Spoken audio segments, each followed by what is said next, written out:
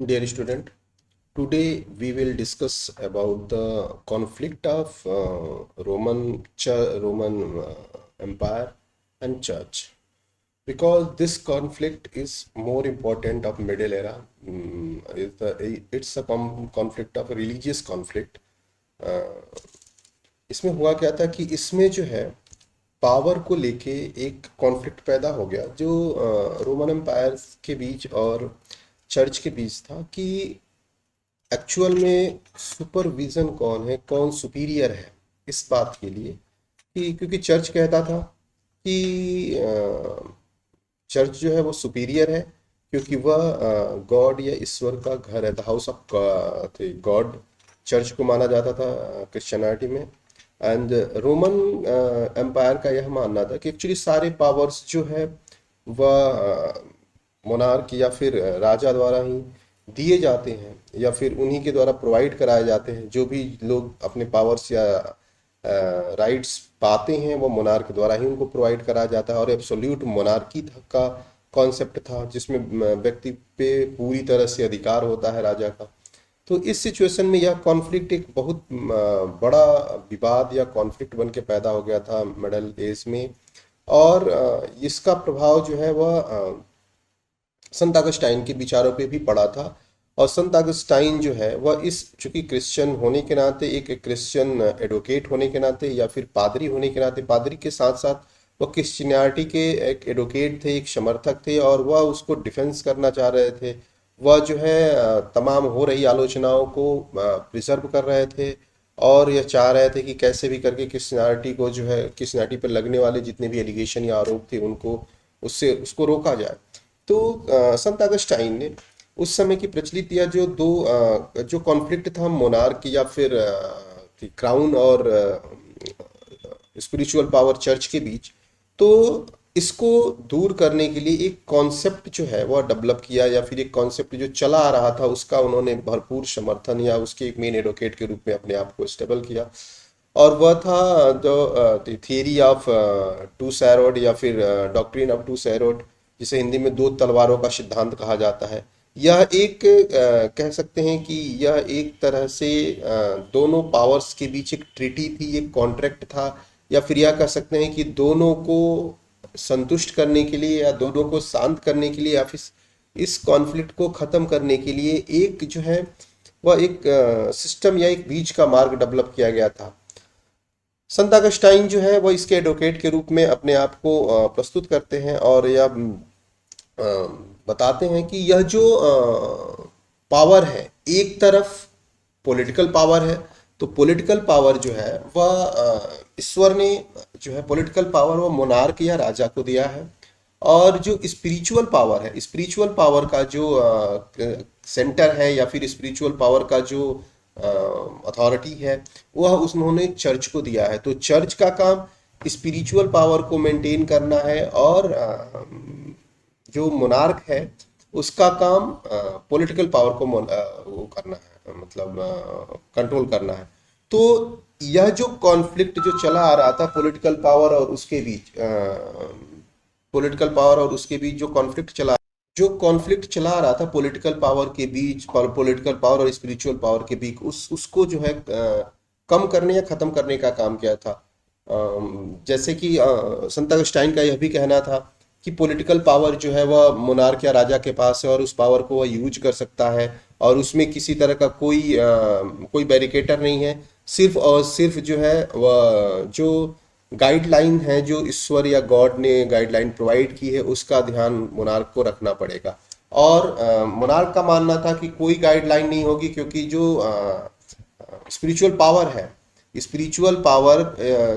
जो है वह भले चर्च के पास हो या चर्च उसको यूज कर रहा हो, लेकिन गॉड ने जो पावर दिया है वह मोनार्क को एब्सोल्यूट पावर प्रोवाइड करा है। एक चीज और ध्यान रखिएगा क्योंकि जब हम बात करते हैं संत अगस्टाइन की, तो संत अगस्टाइन जो है वह एक रिलीजियस थिंकर हैं जिन जो चूंकि वह पादरी चर्च में पादरी थे और वह एक जो है वह एक रिलीजियस थिंकर है। तो उनका यह मानना था कि जो पॉलिटिकल पावर है, पॉलिटिकल पावर जो है वो रिलीजियस पावर के सजेशन से चलता है या फिर जो पॉलिटिकल पावर है वह उसका सोर्स रिलीजियस पावर ही है या फिर स्पिरिचुअल पावर ही है। लेकिन जो रोमन जो वो है मोनार्क थे या फिर रोमन एम्पायर के जो मोनार्क थे, उनका यह मानना था कि जब गॉड जो है, चूंकि representative of God political power के लिए जो रिप्रेजेंटेटिव ऑफ गॉड है वो मोनार्क है, और मोनार्क उसमें एब्सोल्यूट पावर ही यूज करेगा, और वो चाहे तो एब्सोल्यूट पावर यूज कर सकता है, वो उसकी इच्छा पे है। क्योंकि जो चर्च है, चर्च को जितने भी इकोनॉमिकल ऐड होते थे या फिर जो भी उनके लाइफ सरवाइव करने के लिए जो भी सुविधाएं होती थी, वह मोनार्क या उस राजा के द्वारा या उस राजघराने के द्वारा ही उपलब्ध कराया जाता था। तो इनका यह मानना था कि मोनार्क को एब्सोल्यूट पावर यूज करने का पूरा अधिकार है, और मोनार्क जो है वह अपने एब्सोल्यूट पावर को यूज कर सकता है। अब इन्होंने इस कॉन्फ्लिक्ट को खत्म करने के लिए यह थ्योरी जो टू सैरोड थ्योरी थी, उसको इन्होंने दिया, कहा कि ईश्वर ने जो है वह जब राज्य बनाया या जब स्टेट को फॉर्म किया, तो उन्होंने अपने दो रिप्रेजेंटेटिव चूज किए। एक जो उनके पॉलिटिकल पावर को यूज करेगा और जिसका काम होगा शांति की मतलब पीस स्टेबल करना, फिर लोगों को हैप्पीनेस प्रोवाइड कराना, और लॉ एंड ऑर्डर मेंटेन करना, और अनार्की को खत्म करना। ठीक, उसके बाद लोगों को सिक्योरिटी प्रोवाइड कराना। यह जो है, या उन्होंने पॉलिटिकल पावर में जो पॉलिटिकल पावर का स्वॉर्ड था या तलवार थी उसको दिया, और उन्होंने इसका जो रिप्रेजेंटेटिव चुना वह मोनार्क को चुना। तो जो ईश्वर गॉड या गॉड का जो पॉलिटिकल पावर रिप्रेजेंटेटिव है वह मोनार्क है, और मोनार्क को ही या राजा को ही उन्होंने इस पॉलिटिकल पावर को यूज करने के लिए चुना। दूसरा जो उन्होंने दूसरी जो तलवार या दूसरी स्वॉर्ड जो उन्होंने प्रोवाइड कराई थी वह स्पिरिचुअल पावर की थी, जो जिसे आध्यात्मिक शक्ति के रूप में जाना जाता है। तो यह जो आध्यात्मिक शक्ति या स्पिरिचुअल पावर की जो स्वॉर्ड या तलवार थी, उसको उन्होंने चर्च को प्रोवाइड कराया था, और चर्च को यह रिस्पॉन्सिबिलिटी दी थी कि स्पिरिचुअल मामले में, रिलीजियस मामले में जितने भी कॉन्फ्लिक्ट होते हैं, जो भी रूल्स रेगुलेशन बनाए जाते हैं, जो भी नियम या मोरल लॉज बनाए जाते हैं, या फिर जो भी जितनी भी व्यवस्थाएं हैं जो रिलीजियस या स्पिरिचुअल मैटर से रिलेटेड है, उसको हैंडल करने का जो अधिकार है, जो पावर है, वह चर्च के पास है। चर्च ही यह डिसाइड करेगा कि क्या नैतिक है, क्या अनैतिक है, कौन मोरल है, कौन अनमोरल है, कौन सही है, रॉन्ग राइट, ये भी वही डिसाइड करेगा। लोगों को मतलब चर्च की भूमिका ईश्वर ने ऐसी दी थी कि इस इंसान की जो दो तरह की लाइफ होती है, हर इंसान की दो तरह की लाइफ होती है। एक सोशल लाइफ होती है, सोशल और पॉलिटिकल, एक ही तरह की लाइफ होती है, सोशल और पॉलिटिकल लाइफ होती है। दूसरी स्पिरिचुअल लाइफ होती है। हर इंसान, हर व्यक्ति किसी न किसी रिलीजन से रिलेट करता है, या फिर वो कोई ऐसा भी हो सकता है कि वो नॉन रिलीजियस हो। तो अगर ऐसा है कि अगर वो किसी न किसी रिलीजन से रिलेट करता है, तो हर रिलीजन के अपने पॉलिसीज, अपने रूल्स रेगुलेशन होते हैं जिसको उनको फॉलो करना होता है। तो संत अगस्टाइन का कहना था कि यह जो स्पिरिचुअल पावर है, तो स्पिरिचुअल पावर, आप यह तो ध्यान आपको रखना पड़ेगा कि यह जो संत अगस्टाइन जिस चीज का एडवोकेट था वह रिलीजियस पावर का था, और वह चाहता था कि यह जो कॉन्फ्लिक्ट है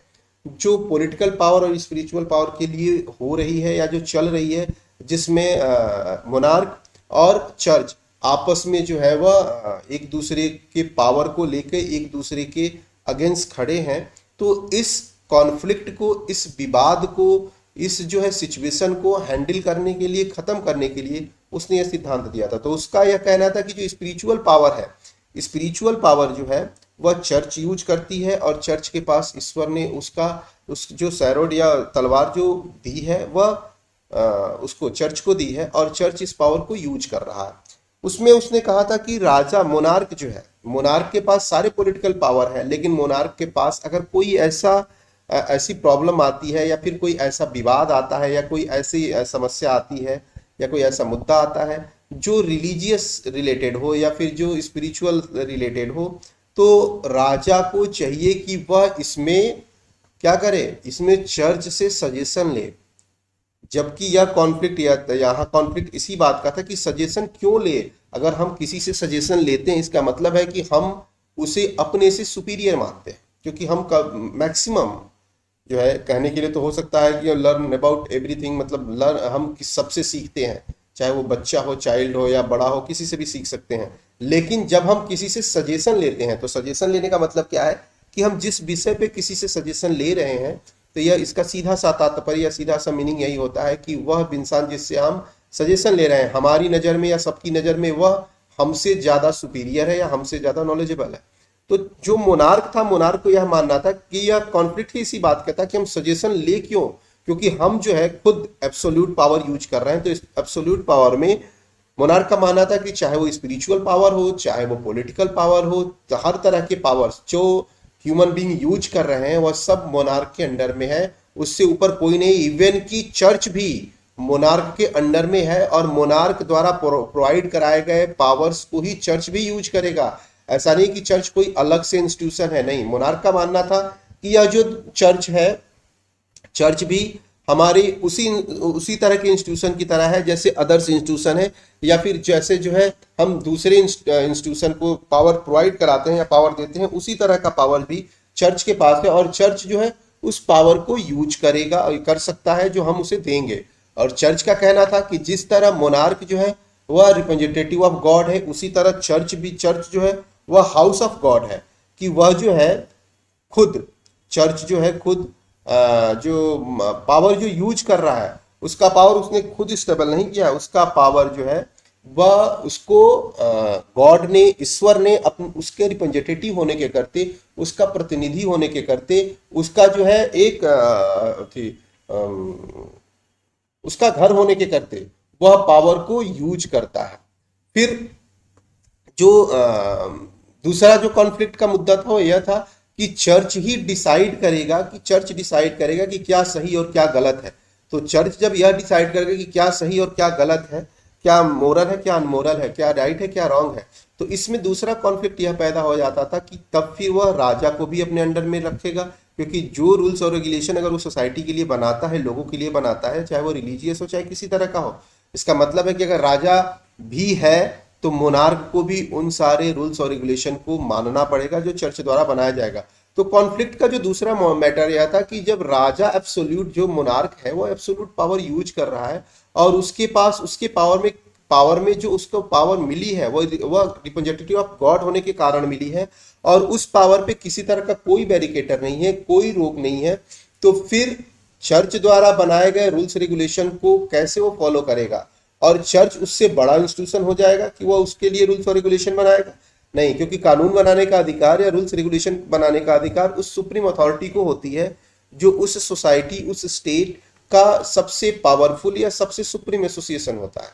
तो राजा या मोनार्क का मानना था कि एब्सोल्यूट पावर हमारे पास है, तो चर्च कौन होता है कानून बनाने वाला। तो यह जो कॉन्फ्लिक्ट था, इस कॉन्फ्लिक्ट को खत्म करने के लिए संत अगस्टाइन ने यह जो टू शहरों की थियरी दी थी, वह सिर्फ और सिर्फ इसके चर्च और मोनार्क के बीच चले आ रहे इस कॉन्फ्लिक्ट को खत्म करने के लिए दिया था कि ईश्वर ने दो तरह की तलवारें या दो सैरोज जो है वह प्रोवाइड कराए हैं। एक पॉलिटिकल पावर रखती है, एक सैरोज जो है वह पॉलिटिकल पावर का सिंबल दे प्रेजेंट करती है, या फिर एक जो सैरोड है वह रिप्रेजेंटेटिव ऑफ गॉड का, जो गॉड पॉलिटिकल पावर यूज करने के लिए होती है, और दूसरा जो सैरो है वह रिप्रेजेंटेटिव ऑफ गॉड वो भी है, लेकिन वह स्पिरिचुअल पावर को यूज करने के लिए देते हैं। मतलब यह जो दोनों हैं, चर्च हो चाहे स्टेट हो, यह दोनों रिप्रेजेंटेटिव ऑफ गॉड हैं और दोनों के पावर्स जो हैं वह ईश्वर या गॉड ने डिसाइड किए हैं। एक को पॉलिटिकल पावर यूज करना है और दूसरे को स्पिरिचुअल पावर यूज करना है। अब एक जो है वह सिर्फ और सिर्फ पॉलिटिकल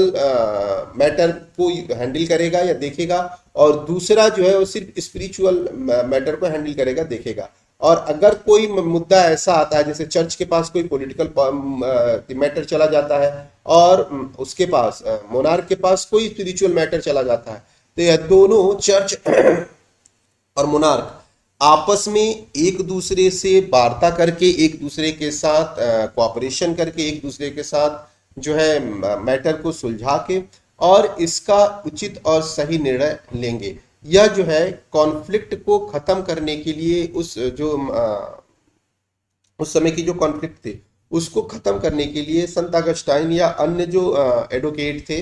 जो इस विवाद को, जो इस कॉन्फ्लिक्ट को खत्म करना चाहते थे, उनके लिए प्रोवाइड कराया गया एक बीच का रास्ता था। और इसका लाभ यह था कि इससे जो है जो क्रिश्चियनिटी थी उसकी जो संख्या घट रही थी, उसका जो उसके जो मेंबर्स जो है वो अदर रिलीजन में कन्वर्ट हो रहे थे, उसको भी रोकना था। क्योंकि मैंने आप लोग को बताया अभी पहले लेक्चर में कि एक जब जब रोमन एम्पायर जो है या रोमन साम्राज्य जो है, जब वो एक बर्बर जाति से हार जाती है और उसके टुकड़े होने लगते हैं, तब यह बड़ी तेजी से पैगानों द्वारा यह विवाद या यह जो है मुद्दा उठाया जाता है कि इस हार के या रोमन साम्राज्य के इस दुर्दशा का या इस सिचुएशन के लिए जो चीज़ें जिम्मेदार हैं, जो इस चीज़ें उत्तरदायी हैं, वह सिर्फ और सिर्फ क्रिश्चियनिटी है या ईसाई रिलीजन या धर्म है, जो लोगों को इतना कमजोर कर दिया कि जो रोमन चर्च है या फिर जो रोमन एम्पायर है,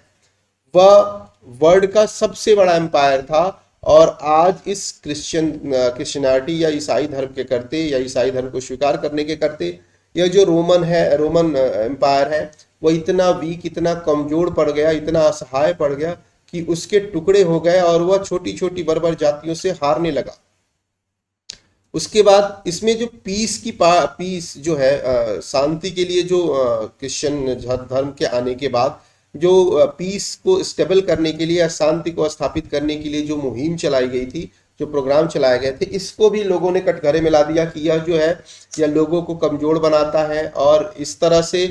एब्सोल्यूट पावर को यूज करने वाला राजा जो है, अगर वो पीस की बात करने लगेगा तो फिर वह कभी भी अपने राज्य को, अपने स्टेट को स्टेबल नहीं कर सकता, स्टैंड नहीं कर सकता। जैसे अगर आप एग्जाम्पल में देखें तो आप लोग भारत का जो पहला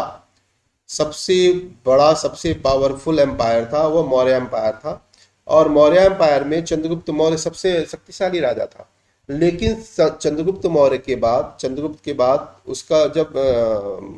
चंद्रगुप्त का पोता, जब सम्राट अशोक जो है वह गद्दी पे बैठा,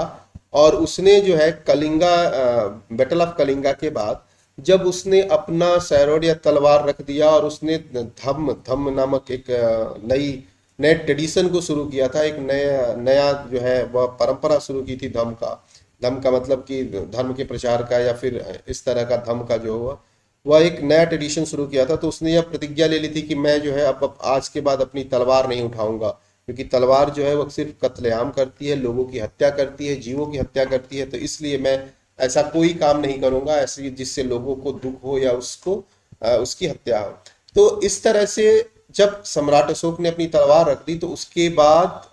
मौर्य एम्पायर, जो कि उस समय का सबसे बड़ा एम्पायर था, उस समय का सबसे शक्तिशाली एम्पायर था, वह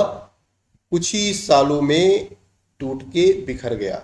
तो रोमन साम्राज्य को जब पैगानों ने जब रोमन साम्राज्य की आलोचनाएं शुरू की, तो उसको इस ढंग से भी समझा जाता सकता है कि जब वहां ईसाई धर्म आया और उसने पीस की बात करने लगी, वहां पे पीस की बात होने लगी, शांति की बात होने लगी, तो फिर तलवार जो साम्राज्य है, साम्राज्य तलवारों से चलती थी, और यह माना जाता था कि जिसकी शक्तिशाली तलवार है वही साम्राज्य का शासक होगा। तो जब इस ऐसी सिचुएशन में इन चीजों को हैंडल करना मुश्किल हो गया था। दूसरा, पैगानों का यह भी आरोप था कि ईसाई धर्म के आने से जो पुराने रोमन देवी देवता हैं, जो हमारे जो देवी देवता थे, वह उन लोगों ने बुरा मान लिया था, और उन्हीं के करते उन्होंने इस पाप के करते, इस जो अलग धर्म स्वीकार करने का जो पाप था, इस पाप के करते रोमन साम्राज्य को यह कष्ट दिया या संकट दिया, और रोमन साम्राज्य का नाश या विनाश इसी कारण से हो गया क्योंकि उन्होंने दूसरे धर्म को स्वीकार कर लिया। हालांकि संत अगस्टाइन ने इसको प्रिजर्व करने की कोशिश की, इस आरोपों को, इस एलिगेशन को से ईसाई धर्म को बचाने की कोशिश की, और उन्होंने कहा कि ईसाई धर्म के आने से ही जो स्थिति बनी है वह बची हुई है, क्योंकि जैसी स्थितियां बनी हुई थी तो ऐसे रोमन साम्राज्य को पूरी तरह खत्म हो जाना चाहिए। लेकिन चूंकि ईसाई धर्म था, और ईसाई धर्म के करते हमारे प्रभु ने, हमारे ईश्वर ने हमारे पे कृपा की, और हमारा धर्म जो है सुरक्षित है, और धर्म के साथ साथ राज्य भी सुरक्षित है, क्योंकि सत्ता तो परिवर्तित होती रहती है। आज सत्ता किसी के पास है, कल किसी और के पास हो जाएगी, लेकिन धर्म जो है वह स्थायी है, और धर्म से बड़ा कुछ भी नहीं है, क्योंकि धर्म से ही सबकी रक्षा धर्म से ही होनी है। और चर्च जो है वह एक माध्यम है, ईश्वर की वाणी को, ईश्वर के आदेश को, ईश्वर के निर्देशन को आम जनता तक पहुंचाने का। इसलिए संत अगस्टाइन ने इस